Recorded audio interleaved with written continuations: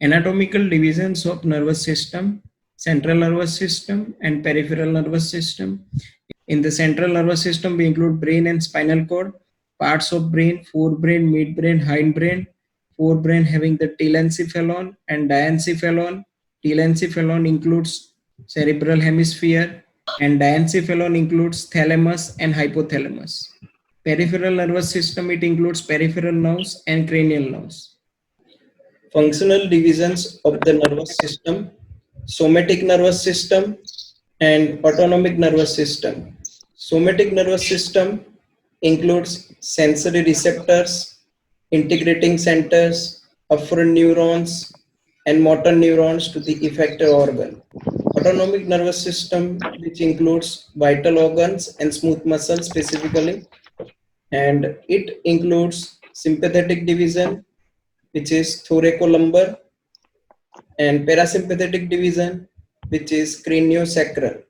Structural and functional unit of the nervous system, which is the neuron, and synapse, it is the junction between two neurons. This is the structure of the neuron. This part it is known as dendrites.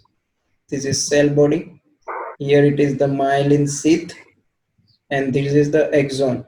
Axon is covered by the myelin sheath, and you already know that which cell synthesize the myelin sheath, Schwann cell.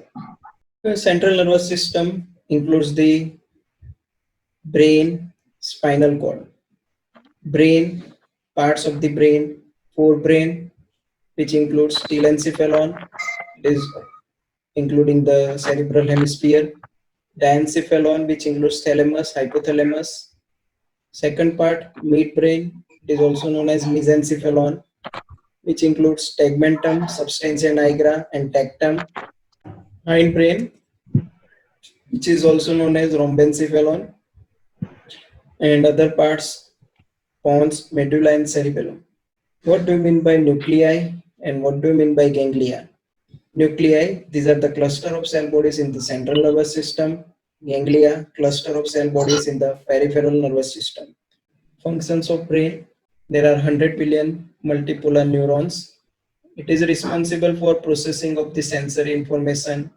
It is going to integrate the information, initiating the motor activities, storing the memory, having a specific reasoning function, controlling the visceral activities, providing personality, generating emotions, behavior, judgment, and language. So all these are the functions of brain which may be asked during the Viva. Lobes of the brain. There are 4 lobes of the brain. Frontal lobe. This one, it is the parietal lobe. This is the occipital lobe. And here it is the temporal lobe. Medial view of the brain, same thing. Here one structure you are seeing, this is the corpus callosum.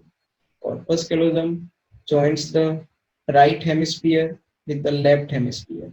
So here, whatever the structure you are seeing, this is known as hemisphere, cerebral hemisphere, central fissure and lateral fissure.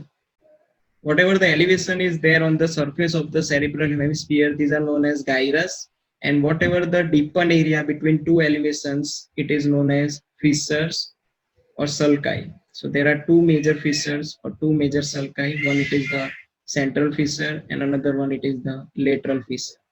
Important areas of the cerebral cortex: processing of sensation, initiation of the response. So there are different areas of the cerebral cortex and having their specific different functions. Diencephalon part, which includes the thalamus, hypothalamus. Thalamus, this bulges into the third ventricle, selects incoming sensory impulses and relays them to the cerebral cortex. Hypothalamus, it forms lower walls and floor of the third ventricle and important in the maintaining of the homeostasis. This one, it is the limbic system, and this system is specifically dealing with our emotions. Brainstem, part of the brainstem, it includes midbrain, pons, and medulla.